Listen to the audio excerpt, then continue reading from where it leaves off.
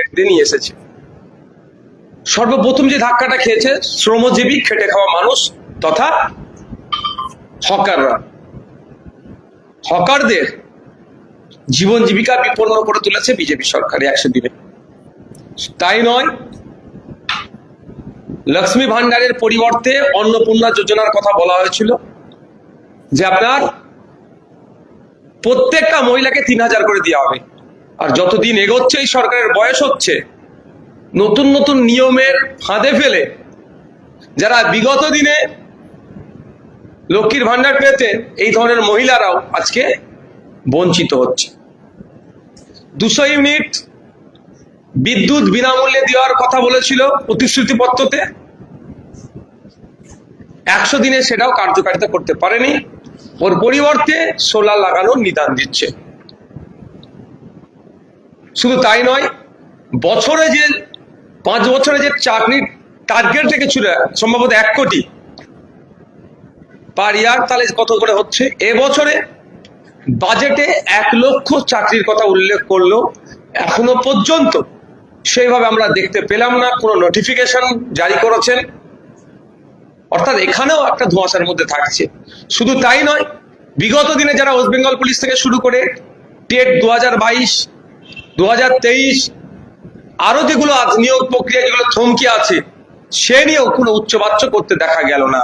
বিরোধী আসনে যখন বসেছিল বিজেপি, এই চাকরির পরীক্ষার্থীদেরকে নানান প্রতিশ্রুতি দিয়েছিলেন। তারাই আবার যখন প্রতিশ্রুতি পূরণে ব্যর্থ হয়েছে, প্রতিবাদে যখন নামছে, আবার পুলিশকে এসে বিগত সরকারের মতো এগিয়ে দিচ্ছে তাদের উপরে, তাদেরকে ধরে আটকানোর জন্য। শুধু তাই নয়, চমকের রাজনীতি চলছে। আর উন্নয়ন শুধু দেখানো হচ্ছে, বিশেষ এক সম্প্রদায়কে আক্রমণটাকে এদের উন্নয়ন বলে দেখানো হচ্ছে। 100 দিনের সরকার যথেষ্ট টাইম পেয়েছে, কিন্তু যেভাবে এগিয়ে যাওয়ার কথা ছিল বা যেভাবে প্রতিশ্রুতিপত্রতে তারা নিজেদেরকে এগিয়ে নিয়ে যাওয়ার কথা বলেছিল, সেই পূরণে ব্যর্থ। এবার আমি বিরোধী বিধায়ক হিসাবে এগুলো বলবোই। আমার থেকে ভালো বলতে পারবে, শহরে চলে যান, গিয়ে তাদেরকে জিজ্ঞাসা করুন জল যন্ত্রণা কতটা কমেছে, যেটা শহরের সব থেকে 5টা সমস্যার মধ্যে অন্যতম একটা, জল যন্ত্রণা কতটা কমেছে তারা বলবে। গ্রামে চলে যান, গ্রামের রাস্তাঘাট থেকে শুরু করে পানীয় জলের যে সমস্যা কতটা দূরীভূত হয়েছে, আমার থেকে ভালো গ্রামের মানুষ বলতে পারবে। অন্নপূর্ণা ভান্ডার না পেয়ে বেশ কিছু মহিলা দেখা যাচ্ছে বিভিন্ন জেলায় একদম সরাসরি রাস্তায় নেমে বিক্ষোভ দেখাচ্ছে। দেখুন, আমি প্রত্যেকটা ডেমোক্রেটিক ওয়ে যে প্রোটেস্টার, সেগুলোকে আমি স্বাগত জানাই। আমি সেখানে ফিজিক্যালি না থাকতে পারলে মেন্টালি থাকি।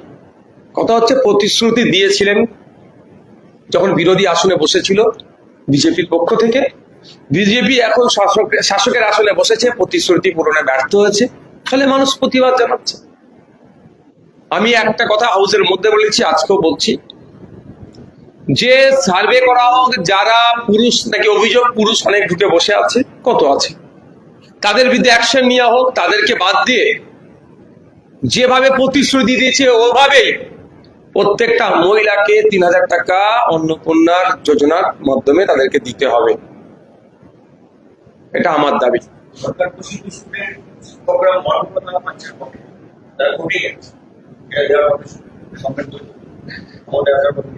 দেখুন, ক্ষমতায় আসার আগে বলেছিল কেন্দ্রীয় সমহারে দিয়ে দেবো মহার্ঘ ভাতা। ক্ষমতায় আসলো, বাজেট দেখলাম, সেখানে একটা পার্সেন্টেজ ইনক্রিজ করার কথা বললো এবং লং টাইম দিল, এতদিন পরে দেবো। কিন্তু আমরা বারবার বলেছিলাম যে কেন্দ্রীয় সমহারে দিতে হবে এবং সুপ্রিম কোর্টে যে নির্দেশনা আছে সেটা দিতে হবে। আজকে সেটা পুরনো ব্যর্থ হয়েছে, সেজন্য যেতে বাধ্য হচ্ছে সরকারি কর্মচারীরা।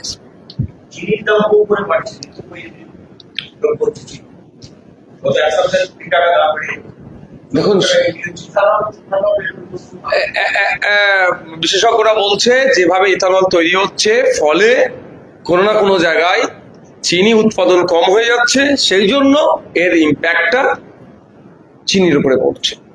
সমস্যা হচ্ছে এই যে ইথানল নিয়ে তাহলে 2 রকম ভাবে আমরা আক্রান্ত হচ্ছি। E20 দ্বারা আমাদের গাড়িগুলো নষ্ট হচ্ছে, একভাবে আক্রান্ত হচ্ছে। দ্বিতীয় হচ্ছে চিনির দাম বেড়ে যাচ্ছে, ওখানে আমরা মার্কেটিং প্রাইস হাইক হয়ে যাচ্ছে, জড়া দাম আমাদের কিনতে হচ্ছে। সরকারের কাজটাই কি? জনগণকে একটু সুযোগ সুবিধা বেশি করে দেওয়া, মার্কেটকে কন্ট্রোল করা, ভারতবর্ষের নাগরিক যারা আছেন, বাংলার নাগরিক যারা আছেন, তাদেরকে এই যে নিত্য প্রয়োজনীয় জিনিসগুলো আছে সেই দামটা আন্ডার কন্ট্রোল রাখা।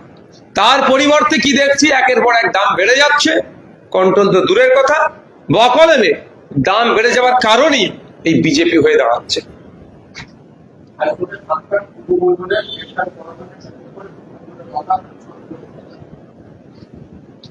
দেখুন, এই ধরনের টুলুমণ্ডল তৃণমূল কংগ্রেসে শয়ে শয়ে নয় হাজার আছে, খুঁজে বার করতে হবে রাষ্ট্রীয় সম্পত্তিগুলোকে কিভাবে লুট করেছে, কোথা থেকে টাকা আসলো। নিশ্চিতভাবে টাকা ছাপানো তার মেশিন নয়,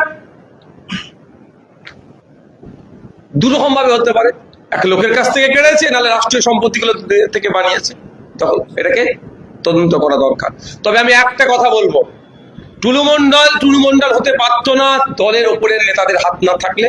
টুলুমণ্ডল এই খ্যাত হতে পারতো না যদি আধিকারিকদের সহযোগিতা থাকতো।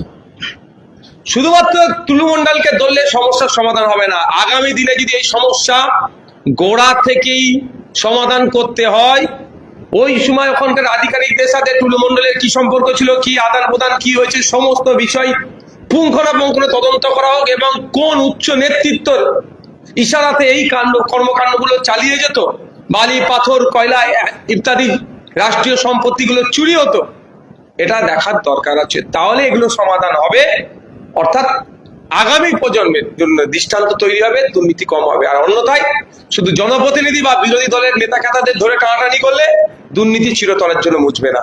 কারণ একটা দুর্নীতি হলে যেমন জনপ্রতিনিধিরা যুক্ত থাকছে, চিৎকার করে বলছি আমি, সাথে সাথে এটাও চিৎকার করে বলবো, আধিকারিকরাও কোনো অংশে পিছিয়ে না। কোন আধিকারিক বলতে পারবে প্রেসারে থেকে আমি করেছি, আন্ডার প্রেসারে রেখে আমাকে সই করিয়েছে, তাহলে সে কিসের আধিকারিক হলেন? জনগণ ট্যাক্সের টাকাটা দিচ্ছে, তার থেকে মাইনে হচ্ছে আপনাদের, আপনারা কেন কমপ্লেন করেননি তার বিরুদ্ধে? চুরি করে যে, আর চুরিকে যে প্রশ্রয় দেয়, আমরা জানি তাদেরকে কি বলে। জঙ্গি সন্দেহে এসটিএফ ইসলামপুরকে একজনকে অ্যারেস্ট করেছে, তিনি আবার স্থানীয় তৃণমূল ব্লক সভাপতি ভাই। দেখুন, কার ভাই, হ্যাঁ কার ভাই হবে, কার জামাইবাবু হবে, কার কি হবে, সেটা থেকে বড় কথা হচ্ছে যে অন্যায় করছে তাকে আমরা তাকে করবো। কিন্তু প্রশ্ন আমার এখানে থেকে যায়, বিগত 10 বছর সারা ভারতবর্ষের কথা বলছি, নট অনলি ওয়েস্ট বেঙ্গল, যাদেরকে জঙ্গি সন্দেহে গ্রেফতার করা হচ্ছে, পাকিস্তানের গুপ্তচর জঙ্গি আমাদের ডেটা দিয়ে দিচ্ছে বিদেশকে, যে লাস্ট 10 বছর যাদেরকে গ্রেফতার করা হচ্ছে তাদের স্ট্যাটাস কি, কজন শাস্তি পেয়েছে, এই প্রশ্নটা আমি আজকে তুলতে চাই। গ্রেফতার হচ্ছে, 2-4 দিন মিডিয়াতে বক্তব্য চলছে, ট্রায়াল চলছে, আলোচনা হচ্ছে, তার পরবর্তীতে ওই জঙ্গিগুলো যদি অন্যায় করে থাকে, কেন তাদেরকে শাস্তির দ্রুততার সাথে দেওয়া হচ্ছে না? বিগত দিনে বলেছি, আজকেও বলছি, যদিও ফাঁসির বিরোধিতা অনেকে করে, আমি সেখানে যাব না, তারপরে বলছি 6 মাসের ফাস্ট ট্র্যাক কোর্টের মাধ্যমে এদের বিচার হোক। এরা যদি দোষ করে থাকে, সর্বোচ্চ দৃষ্টান্তমূলক শাস্তি দেওয়া হোক। কারণ এরা যদি অন্যায় করে থাকে, কেন 10 বছর এদেরকে আমরা পুষবো? অন্যায় দেশে থাকবে, দেশ বিরোধী কাজ করবে, দেশের ভাত ডাল খাবার নিয়মিত খাবে, কেন আমরা এদেরকে পুষবো? এদেরকে সর্বোচ্চ শাস্তির ব্যবস্থা হোক। উত্তরবঙ্গ সফরের দ্বিতীয় দিনে অমিত শাহ তিনি অভিযোগ করেছেন, এই ধরনের অনুষ্ঠানগুলোতে, এই ফ্রন্টিয়ার আগের মুখ্যমন্ত্রী ডাকলে তিনি আসতেন, ফলে দেশের স্বার্থ বিকৃত। বর্তমান মুখ্যমন্ত্রী সেই অনুষ্ঠানে যোগ দিয়েছেন, তাকে ধন্যবাদ জানাচ্ছি। দেখুন, আমরা যুক্তরাষ্ট্রীয় পরিকাঠামোর মধ্যে আছি, পরিকাঠামোর মধ্যে যখন আছি, যে প্রোটোকল আছে প্রত্যেককে প্রোটোকলের মান্যতা দেওয়া দরকার। এমনও তো দেখা গিয়েছে যে আমাদের পশ্চিমবাংলার সরকারের যিনি প্রধান, অ্যাডমিনিস্ট্রেটিভ মিটিং করছেন বিরোধী এমপি এমএলএদেরকে বর্জন করে, এটা তো প্রোটোকলের বাইরে। আজকে অমিত শাহজি যে কথা বলছেন, প্রোটোকলের মধ্যে থেকে নিশ্চিতভাবে বলছে। তবে একটা কথা আমি অ্যাড করতে চাই, যেহেতু তিনি উত্তরবঙ্গে এসেছেন, উত্তরবঙ্গে এসে আমাদের দেশে নিরাপত্তার জন্য তিনি আলোচনা করছেন। শুধু উত্তরবঙ্গ নয়, পাঞ্জাব, গুজরাট, ওদিকে আপনার রাজস্থান সহ ত্রিপুরার যে বর্ডার স্টেটগুলো আছে সেগুলোকে আরো বেশি করে নজর দেওয়া দরকার। অরুণাচল প্রদেশ প্রত্যেক দিন শুনছি কম বেশি নাকি চীনের অগ্রসর হচ্ছে, সেখানে আটকাবে কি করে? কয়েক হাজার কিলোমিটার নাকি চীন চলে এসেছে। একটা ভিডিও দেখছিলাম অরুণাচল প্রদেশের একটা ছেলে, প্রতিবাদী একটা ছেলে, যে এখনো যদি আমরা চুপ থাকি আমরা আগামী দিনে ইন্ডিয়াতে থাকতে পারবো না, চীনের মধ্যে চলে যাব। সেখানেও তো দেখতে হবে। সাথে সাথে এটাও বলবো, চিকেন নেক নিয়ে একটা সেন্সিটিভ জায়গা।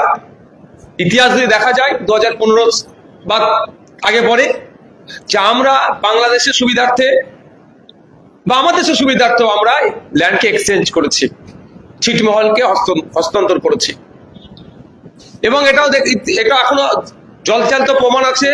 3 বিঘা যে করিডোর আছে বাংলাদেশের মানুষের সুবিধার্থে, যাতায়াতের সুবিধার্থে, সহজ ইজি অ্যাক্সেসের জন্য আমাদের ভূখণ্ডের উপর দিয়ে বাংলাদেশকে আমরা যাতায়াতের ব্যবস্থা করে দিয়েছি। তো আমাদের দেশের স্বার্থে, দেশের নিরাপত্তার স্বার্থে, বহির্বিশ্বের শত্রুদের হাত থেকে আমার দেশের নিরাপত্তার স্বার্থে চিকেন নেকটা অত্যন্ত গুরুত্বপূর্ণ জায়গা। চিকেন নেককে আরো এক্সটেন্ড করা যায় নাকি, জায়গাকে আরো বাড়ানো যায় নাকি, সেই নিয়ে আমার মনে হয় আমার দেশের স্বরাষ্ট্রমন্ত্রী, আমার দেশের ফরেন অ্যাফেয়ার্স মিনিস্টার আলোচনা করে বাংলাদেশ সরকারের সাথে দ্রুততার সাথে ডায়লগ বিনিময় করা দরকার।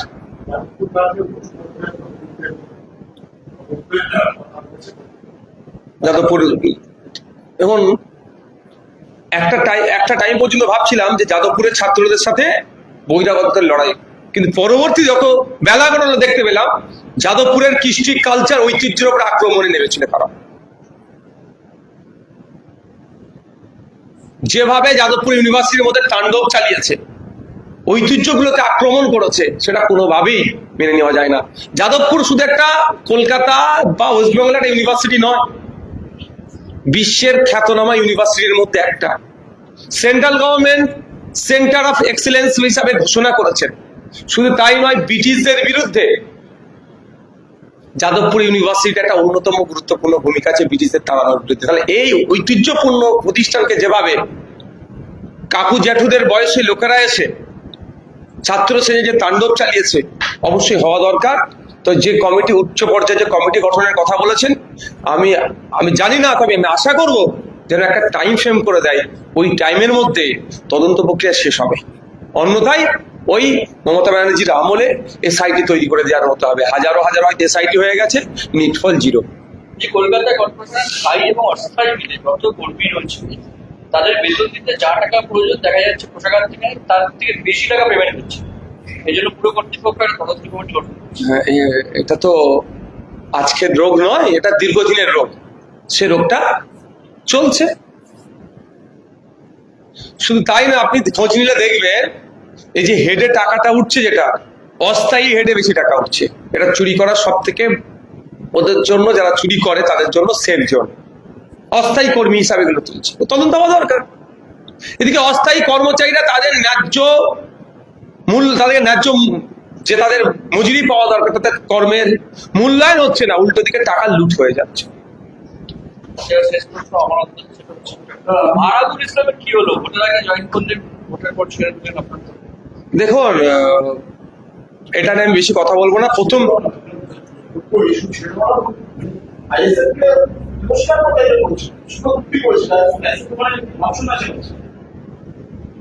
আমি এই তত্ত্বে অন্তত বিশ্বাস করি যে যখন দলে থাকবে সোনার টুকরো, আর যে দল ছেড়ে চলে যাবে তাকে তার আগে পরে না প্রচুর বিশ্লেষণ যুক্ত করে দেবো অমুক অমুক অমুক, সেটা আমি বিশ্বাস, অন্তত এই কাজটা আমি করবো না, এটা আমি বিশ্বাস করি। সুতরাং সে ছেড়ে গিয়েছে, একাধিক অভিযোগ রেখে ছেড়ে গিয়েছে। আমি একটা উদাহরণ দিয়ে এই কথাটা শেষ করব। আমি মনে করি না, সবাইকে সম্মান দিয়ে বলছি, যে আমাকে তিনি দল ছেড়ে বেরিয়ে গেছেন মানে তার নিয়ে অনেক কথা বলতে হবে, প্রশ্ন তুলেছেন বলে বলছি, তাহলে স্পেশাল আমি রিয়াকশন দিতাম না। এতটুকু বলবো, আমরা জানি গ্রামে শহরে আমরাও দেখেছি যে কিছু জন্তু আছে, পশু আছে, প্রাণী আছে, তারা নোংরাতে মুখ লাগায়। আমরা অনেক সময় সেই জন্তুগুলোকে, প্রাণীগুলোর মুখে জাল লাগিয়ে দিই, যাতে এই নোংরাতে না মুখ দেয়। মুখ মানে খেয়ে নেয় নোংরা, জাল লাগিয়ে দিই আমরা। কিন্তু দেখবেন যদি ছেড়ে দিই, আবার জাল লাগিয়ে ছেড়ে দিই, ও খেতে না পারলেও ওখানে গিয়ে মুখ বুঝে চেষ্টা করে। এতটুকুই আমি বলবো।